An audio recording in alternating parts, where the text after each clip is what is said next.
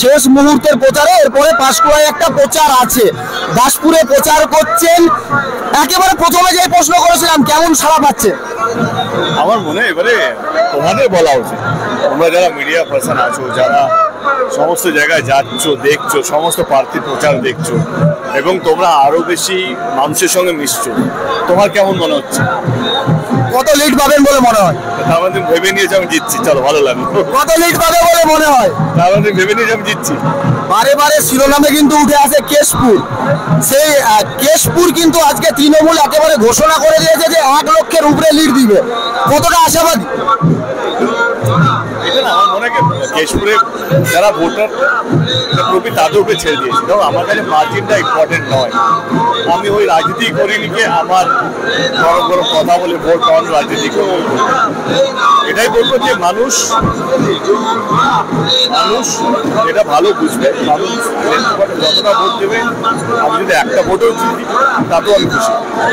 এই যে এত মানুষের আশীর্বাদ বিভিন্ন জায়গায়, মানুষ একেবারে একবার দেখার জন্য দেবের কাছে ছুটে আসছে, এইটাকে কি বলবে? ভালো, 10 বছর হয়ে গেছে রাজনীতির মধ্যে এবং ঢাকা লোকসভা কেন্দ্রে 10 বছর হয়ে গেছে। আসলে মানুষের উল্লাস, মানুষের দেখার ইচ্ছে, মানুষের ভালোবাসা 10 বছরে সবটাই কমে, কিন্তু এবারে আমার 10 বছর আরো বাড়ছে আর কি, যেটা তুমিও দেখতে পাচ্ছ, এবং এটা তো ডেফিনেটলি ভালো লাগার কারণ।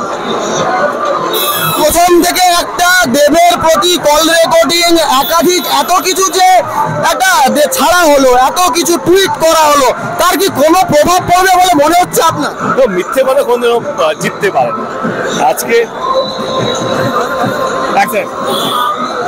মিথ্যে কথা কোনোদিন জিততে পারে না, এটা কিন্তু উনি যে মিথ্যে অডিও রেকর্ডিংগুলো যেগুলো ভোটের জন্য, জেতার জন্য যেভাবে প্রচার করা হচ্ছে, তারা কিন্তু এফআইআর হয়েছে।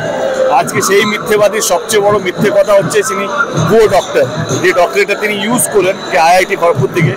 আজকে আরটিআই করার পর বা রাইট টু ইনফরমেশন করার পর দেখা গেল যে উনি ওইখানে কলেজ থেকে আইটিআই করেন, মানে আইআইটি খড়গপুর থেকে কোনো কিছু করেননি, কিন্তু আইআইটি খড়গপুরের নাম ইউজ করে নিজের নামের সামনে ডক্টরেট লাগাচ্ছেন, ডক্টর লিখছেন।